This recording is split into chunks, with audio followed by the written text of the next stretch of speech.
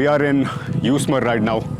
अभी हम DJI Mini 4 Pro को टेस्ट कर रहे हैं, इसकी फुटेज टेस्ट कर रहे हैं कैसी फुटेज आती है। और कुछ शॉट्स हमने ले लिए। I am not a big fan of drones, ज़्यादा ड्रोन्स में फ्लाई नहीं करता हूँ, लेकिन it's a very good thing to have in your bag, क्योंकि जब आपको शॉट एस्टैब्लिश करना होता है, एक वाइड पर्सपेक्टिव दिखाना होता है लोकेशन का, तो बहुत ही अच्छा आपको ये फ़ायदा दे सकता है। तो लेट्स सी कैसे शॉट्स आते हैं यहाँ पे और क्या क्या इसकी फीचर्स हैं।